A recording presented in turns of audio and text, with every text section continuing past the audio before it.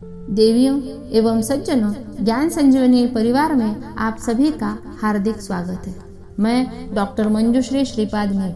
भारतीय सनातन ग्रंथ में हम सब सुन रहे हैं कुर्म पुराण के पूर्व विभाग का 14वां अध्याय। आइए हम सब मिलकर चले ज्ञान संजीवनी की ओर, अर्थात परम शांति की ओर। ज्ञान संजीवनी नित्यं भूयात् कल्याणकारिणीं सदा विद्युत् समागत्या ज्ञानं यच्छतु सर्वदा।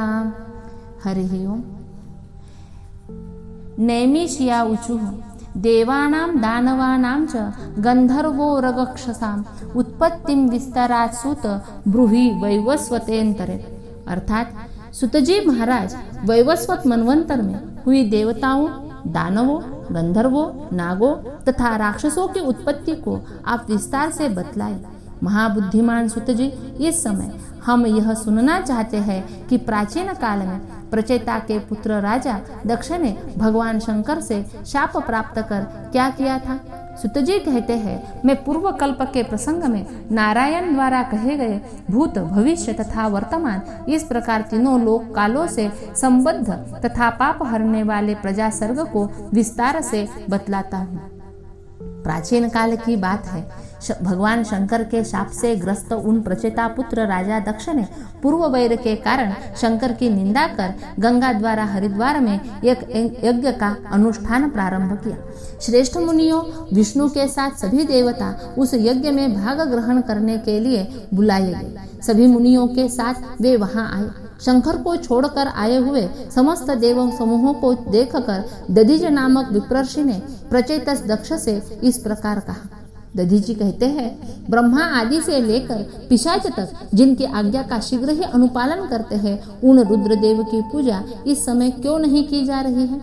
दक्ष जी कहते हैं, सभी यज्ञों में भार्या सहित शंकर के भाग एवं मंत्रों की परिकल्पना नहीं हुई है, इसलिए उनकी पूजा नहीं की जाती। इस पर साक्षात सर्वज्ञान में महामुनि दधीच ने कोपपूर्वक हंसते हुए सभी देवताओं को सुनाते हुए दक्ष से कहा। दधीची जी कहते हैं, जिनसे सभी की प्रवृत्ति होती है और जो इस विश्व के परमेश्वर है, वे शंकर निश्चय ही सभी यज्ञों द्वारा ज्ञान पूर्वक पूजित होते हैं। दक्ष ने कहा, संहार करने वाले, तमोगुनी, नग्न, कपाल धारण करने वाले तथा विकृत वेश वाले रुद्र हर शंकर किसी भी प्रकार विश्वात्मा नहीं हो सकते। संसार की सृष्टि करने वाले स्वराट प्रभु नारायण ही ईश्वर है और सभी कर्मों में उन सत्वात्मक भगवान विष्णु की पूजा की जाती है। दधीची जी कहते हैं, क्या तुम समस्त लोकों में एकमात्र संहार करता काल स्वरूप तथा हजारों किरण वाले इन परमेश्वर भगवान सूर्य को नहीं देख रहे हो। धर्मात्मा ब्रह्मवादी विद्वान जिनकी स्तुति करते हैं, वही ये सूर्य तीव्र तेज से संपन्न कालात्मक साक्षी यहाँ शंकर के शरीर रूप में ही स्थित है। देवी आदि की पुत्र ये भगवान सूर्य ही रुद्र, महादेव, कपर्दी, भृणी, हर, नीलग्रीव, विलोहित नाम वाले हैं। सामवेद का गान करने वाले तथा अध्वर्यु एवं होताओं के द्वारा हजारों किरण वाले सूर्य की स्तुति की जाती है। विश्व को बनाने वाले त्रयीमय रुक, यजु तथा सामवेद स्वरूप रुद्र की मूर्ति को देखो। दक्ष ने कहा, यज्ञ में भाग ग्रहण करने वाले ये जो 12 अदिति पुत्र आदित्य यहाँ आए हुए हैं, ये सभी सूर्य के नाम से ही जाने जाते हैं। इनसे अतिरिक्त और कोई सूर्य नहीं है। ऐसा कहने पर यज्ञ देखने की इच्छा से आए हुए उनके दक्ष के सहयोगी मुनियों ने समर्थन करते हुए दक्ष से कहा, ठीक है। तमोगुण से आविष्ट मन वाले सैकड़ों हजारों की संख्या में आए हुए उन लोगों ने भगवान वृषध्वज शंकर को न देखते हुए पुनः उनकी निंदा करनी आरंभ की। विष्णु की माया से मोहित होकर वे वैदिक मंत्रों की निंदा करते हुए सभी प्राणियों के एकमात्र स्वामी भगवान हर की पूजा करने दक्ष के वचन का अनुमोदन करने लगे। यज्ञ में भाग ग्रहण करने के लिए आए हुए इंद्रादि सभी देवताओं ने भी नारायण हरि के अतिरिक्त देव ईशान अर्थात शंकर को भी नहीं देखा, अर्थात शिव के महात्म्य को वे जान नहीं पाए।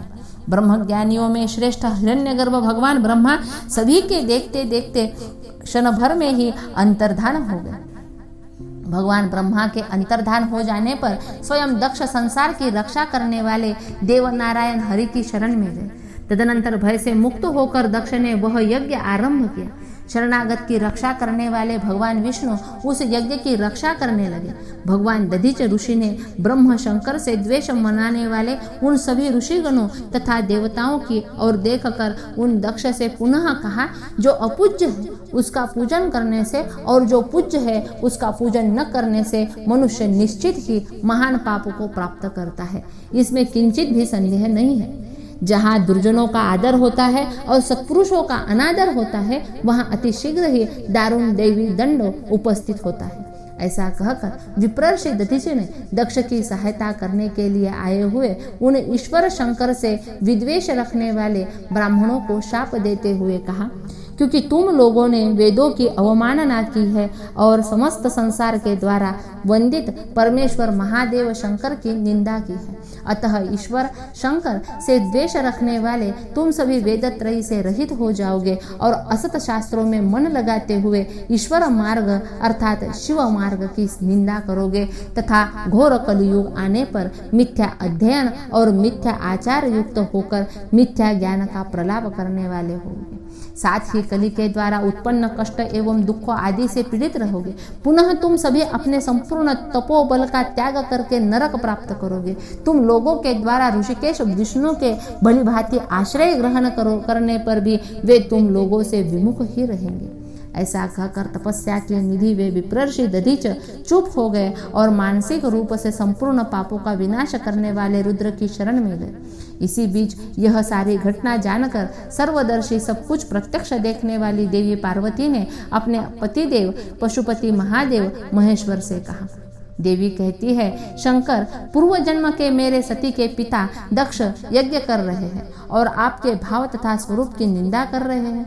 ऋषियों के साथ देवता वहां उनकी सहायता करते हुए उपस्थित है। मैं आपसे एक वर मांगती हूँ कि आप शीघ्र ही उस यज्ञ को नष्ट करें।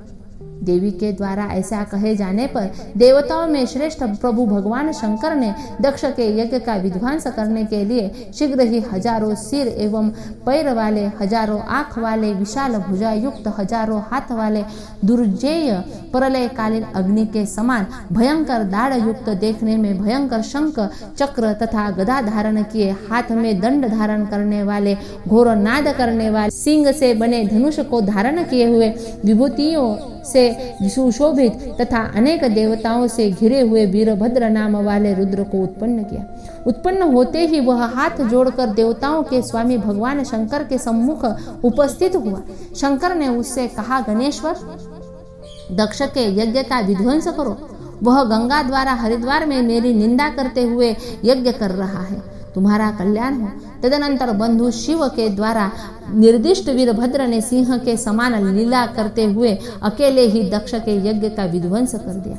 उमा ने भी क्रोध करते हुए महेश्वरी भद्रकाली को उत्पन्न किया। उसके साथ वृषभ पर आरूढ़ होकर वह गण वीरभद्र वहां गंगा द्वार यज्ञ में गया। बुद्धिमान उन शंकर ने उनकी सहायता करने वाले हजारों दूसरे रुद्रों को भी उत्पन्न किया। शंकर के रोमों से उत्पन्न होने के कारण वे रुद्र रोमज कहलाए। हाथों में त्रिशूल, शक्ति, गदा, टंक, पत्थर तोड़ने के हथियार, घन हथौड़ा, छेनी आदि तथा पत्थर लिए हुए और कालाग्नि रुद्र के समान अत्यंत भीषण, सभी अपनी अपनी भार्याओं के साथ वृषभ रूप आसन पर आरूढ़ होकर दसों दिशाओं को प्रतिध्वनित करते हुए गणों में सर्वश्रेष्ठ वीरभद्र को अपने समूह के बीच रखते हुए जहाँ दक्ष यज्ञ हो रहा था उस ओर चल पड़े। गंगा द्वारा हरिद्वार नाम से प्रसिद्ध उस देश में पहुंचकर उन सभी ने अमित तेजस्वी दक्ष के उस यज्ञ स्थल को देखा, जो हजारों देवांगनाओं से सुशोभित था, अप्सराओं के गति से मुखरित था, वीणा तथा वेणु के निनाद से प्रतिध्वनित और वेद मंत्रों से गुंजित था। देवताओं तथा ऋषियों के साथ बैठे हुए प्रजापति दक्ष को देखकर भद्रकाली तथा रुद्रों सहित वीरभद्र ने हंसते हुए कहा, हम सभी अमित तेजस्वी शंकर के अनुचर हैं। यज्ञ में भाग प्राप्त करने की इच्छा से यहाँ आए हैं। आप हमें अभिप्सित यज्ञ भाग प्रदान करें, अथवा श्रेष्ठ मुनियों और देवताओं, आप हमें यह बतलाएं कि किसने आपको ऐसी आज्ञा दी है कि मुझे यज्ञ भाग न दे और आप लोगों का भी सब भाग है। जो ऐसी आज्ञा देने वाला है उसे बतलाए, फिर हम उसे देख लेंगे। गणों के स्वामी वीरभद्र के ऐसा कहे जाने पर प्रजापति दक्ष सहित देवताओं ने प्रभु वीरभद्र से कहा, आपको यज्ञ भाग देने संबंधी मंत्र नहीं है। यह सुनकर वेद मंत्रों ने मूर्तिमान स्वरूप धारण कर देवताओं से कहा, आपका मन तमोगुण से आक्रांत हो गया है, इसलिए आप यज्ञ में स्वामी परम महेश्वर की पूजा नहीं कर रहे हैं।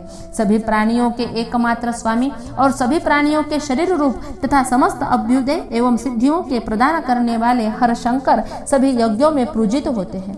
ईशान अर्थात शंकर के बारे में ऐसा कहे जाने पर भी माया के कारण नष्ट चेतना वाले देवों ने जब उनकी बातों को नहीं माना तब मंत्र उन्हें छोड़कर अपने स्थान को चले गए। तदनंतर भार्या और गणेश्वरों सहित उन वीरभद्र स्वरूप रुद्र ने ब्रह्मर्षि दधीच को हाथों से स्पर्श करते हुए देवताओं से कहा, तुम लोगों ने अपने बल से गर्वित होकर मंत्रों को प्रमाण नहीं माना, इसलिए इसे सहन न कर मैं आज बलपूर्वक सभी के गर्व को नष्ट करूंगा। ऐसा कहकर गुणों में श्रेष्ठ वीरभद्र ने उस यज्ञशाला को जला डाला और गणेश्वरों ने अत्यंत क्रुद्ध होकर यज्ञशाला के यूपों को उखाड़कर फेंक दिया। भयानक सभी गणेश्वरों ने आहुति देने वाले सहित पाठ करने वालों एवं घोड़ों को भी पकड़कर गंगा के प्रवाह में फेंक दिया। प्रदीप्त आत्मा वाले तथा दीनता रहित वीरभद्र ने भी इंद्र के उठे हुए 100 हाथों और अन्य देवताओं के उठे हुए हाथों को स्तंभित कर दिया। उन्होंने नाखूनों के अग्रभाग से खेल खेल में ही भग अर्थात देवता के नेत्रों को उखाड़ डाला। मुक्के से मारकर पूषा अर्थात देवता के दांतों को तोड़ डाला। इसी प्रकार लीला करते हुए बलशाली गणेश्वर वीरभद्र ने हंसकर पैर के अंगूठे से चंद्रमा को धर्षित कर रोंद दिया। अग्नि देवता के दोनों हाथों को काटकर लीला से ही उनकी जीभ उखाड़ दी। मुनीश्वरों, उन्होंने पैर से मुनियों के मस्तक पर भी प्रहार किया। साथ ही उस महाबली वीरभद्र ने सुदर्शन चक्रों को स्तंभित कर गरुड़ पर बैठकर आते हुए विष्णु को भी तीक्ष्ण बाणों से विद्ध चेटिल कर दिया। महाबाहु गरुड़ ने वहां आकर गण वीरभद्र को देखकर अचानक उन्हें अपने पंखों से मारा और समुद्र के समान गर्जना किया। तदनंतर उन वीरभद्र ने भी स्वयं हजारों गरुड़ों को उत्पन्न कर डाला, जो विनता पुत्र गरुड़ से भी अधिक बलशाली थे। वे सभी गरुड़ के ऊपर टूट पड़े। उन वीरभद्र द्वारा उत्पन्न गरुड़ों को देखकर बुद्धिमान वे गरुड़ विष्णु को छोड़कर बड़े ही वेग से भाग उठे। यह एक आश्चर्य की बात थी। विनता के पुत्र गरुड़ के अंतर्धान हो जाने पर कमल से उत्पन्न भगवान ब्रह्मा ने वहां उपस्थित होकर वीरभद्र तथा केशव को युद्ध करने से रोका। परमेष्टि ब्रह्मा की महत्ता को समझकर वीरभद्र ने उनकी स्तुति कर उन्हें प्रसन्न किया। उस समय पार्वती सहित साक्षात भगवान शंकर भी वहां आए। सभी गणों से घिरे हुए पार्वती सहित उन देवाधिदेव शंकर को देखकर भगवान ब्रह्मा, दक्ष तथा द्युलोक में रहने वाले सभी देवता उनकी भगवान शंकर की स्तुति करने लगे। दक्ष ने विशेष रूप से शंकर की अर्धांगिनी देवी पार्वती को हाथ जोड़कर प्रणाम करते हुए नाना प्रकार के स्तोत्रों से प्रसन्न किया। तदनंतर दया की निधि देवी भगवती ने हंसते हुए प्रसन्न मन से महेश्वर रुद्र से यह वचन कहा, आप ही संसार की सृष्टि करने वाले तथा आप ही शासन करने वाले एवं रक्षक हैं। आप भगवान को दक्ष तथा देवताओं पर कृपा करनी चाहिए। तदनंतर जटा धारण करने वाले नील लोहित भगवान हर ने हंसकर देवताओं तथा प्रचेता पुत्र दक्ष से कहा, देवताओं, आप सभी लोग जाएं, मैं आप पर प्रसन्न हूँ। सभी यज्ञों में विशेष रूप से मेरी पूजा करनी चाहिए और मेरी निंदा नहीं करनी चाहिए। हे दक्ष, तुम भी सभी की रक्षा करने में समर्थ मेरे वचन को सुनो। मैं ही सब से श्रेष्ठ हूँ। इस लोकेशना अर्थात यश की इच्छा का परित्याग कर प्रयत्न पूर्वक मेरे भक्त बनो। इस कल्प के बीत जाने पर मेरी कृपा से तुम गणों के अधिपति बनोगे। मेरे आदर्श से इस समय तक तुम अपने अधिकार पर शांति से बने रहो। ऐसा कहकर वे भगवान शंकर, पत्नी पार्वती तथा अपने अनुचरों सहित अमित तेजस्वी दक्ष के लिए अंतर्धान हो गए। महादेव शंकर के अंतर्धान हो जाने पर साक्षात पद्योद्भव ब्रह्मा ने समस्त संसार के लिए कल्याणकारी वचन कहे। ब्रह्मा जी कहते हैं, दक्ष, वृषभध्वज शंकर के प्रसन्न हो जाने पर क्या तुम्हारा मोह दूर हुआ? साक्षात भगवान ने जो तुमसे कहा है, आलस्य रहित होकर उसका पालन करो। हे परमेश्वर, सभी प्राणियों के हृदय में निवास करते हैं। वेदवादी ब्रह्मस्वरूप विद्वान लोग इनका दर्शन करते हैं। वे सभी प्राणियों के आत्मा, वे ही बीज रूप तथा परम गति है। वैदिक मंत्रों के द्वारा देव देव महेश्वर की स्तुति की जाती है। जो इस अद्वितीय सनातन रुद्र की अपनी आत्मा में श्रद्धा युक्त मन से आराधना करता है, वह परम पद अर्थात मोक्ष प्राप्त करता है। इसलिए आदि, मध्य और अंत से रहित परमेश्वर को जानकर मन, वाणी तथा कर्म से प्रसन्न पूर्वक उनकी आराधना करो। अपना ही विनाश कर डालने वाली शंकर की निंदा करना प्रयत्न पूर्वक छोड़ दो, क्योंकि भगवान शंकर की निंदा करने वाले की सारी क्रियाएं दोष युक्त हो जाती है। जो आपके ये अव्यय तथा महायोगी विष्णु रक्षक है, वे भी देवताओं के देव महान भगवान महादेव ही है, इसमें कोई संशय नहीं। जो अज्ञान से तथा वेद में निष्ठा न रखने के कारण संसार के मूल कारण भगवान विष्णु को शंकर से पृथक मानते हैं, वे मनुष्य नरक में जाते हैं। वेद मार्ग का अनुवर्तन करने वाले लोग रुद्रदेव तथा नारायण को एक ही भाव से देखते हैं, अतः वे मुक्ति पथ के भागी होते हैं। जो विष्णु है वे ही साक्षात रुद्र है, और जो रुद्र है वे ही जनार्दन विष्णु है। इस प्रकार समझकर जो देव का पूजन करता है, वह परम गति प्राप्त करता है। विष्णु इस संपूर्ण जगत की सृष्टि करते हैं और शंकर उसकी देखरेख करते हैं। इस प्रकार यह सारा संसार रुद्र और नारायण द्वारा ही उत्पन्न हुआ है। इसलिए भगवान शंकर की निंदा का परित्याग कर और विष्णु में भी ध्यान लगाकर ब्रह्मवादियों के एकमात्र शरण्य महादेव का आश्रय ग्रहण करना चाहिए। इस प्रकार ब्रह्मा के वचन सुनकर प्रजापति दक्ष चर्मांबर धारण करने वाले देव पशुपति को शरण में गए, और जो दूसरे महर्षि दधीच के शाप रूपी अग्नि से दग्ध हो गए थे तथा मोह व शंकर से द्वेष करने वाले थे, वे पूर्व जन्म संस्कारों के महात्म्य तथा ब्रह्मा के वचन से संपूर्ण तपोबोल का त्याग करके कलियुग में ब्राह्मणों के कुल में उत्पन्न होंगे। रौरव आदि नरकों में डाले गए वे सभी शंकर से विद्वेष करने वाले कल्पांत में यथा समय स्वयं भू को आज्ञा से आदित्य के समान तेजोमय जगत के स्वामी ब्रह्मा को प्राप्त कर शाप से मुक्त ही हो जाएंगे, और तपो योग द्वारा देवताओं के स्वामी शंकर की आराधना कर और उनकी कृपा से पुनः जैसे पहले थे वैसे ही हो जाएंगे। प्रसंगवश मैंने यह सब दक्ष यज्ञ के विध्वंस की कथा आप लोगों से कही। अब आप लोग प्रजापति दक्ष की सभी कन्याओं की संतान परंपरा का वर्णन सुनो। एतद् वह कथितं सर्वं दक्ष यज्ञ निषूदनं शृणुध्वं दक्षपुत्रीणां सर्वासां चैव संतितम् इति श्री कुर्म पुराणे षट्साहस्रंख्यां संहितायां पूर्व विभागे चतुर्दशोऽध्यायः। आने वाले अगले वीडियो में हम इसी कुर्म पुराण के पूर्व विभाग का 15वां अध्याय सुनेंगे। इस 15वें अध्याय में दक्ष कन्याओं की संतति, नृसिंह अवतार, हिरण्यकश्यपु एवं हिरण्याक्ष वध का वर्णन, पृथ्वी का उद्धार, प्रहलाद चरित, गौतम द्वारा दारुण वन निवासी मुनियों को शाप, अंधक के साथ महादेव का युद्ध एवं महादेव द्वारा अपने स्वरूप का उपदेश, अंधक द्वारा महादेव की स्तुति तथा महादेव द्वारा अंधक को गानपत्य पद की प्राप्ति, अंधक द्वारा देव की स्तुति और देवी द्वारा अंधक को पुत्र रूप में ग्रहण करना तथा विष्णु द्वारा उत्पन्न माताओं से अपनी तीनों मूर्तियों का प्रतिपादन करना। हरि ओम।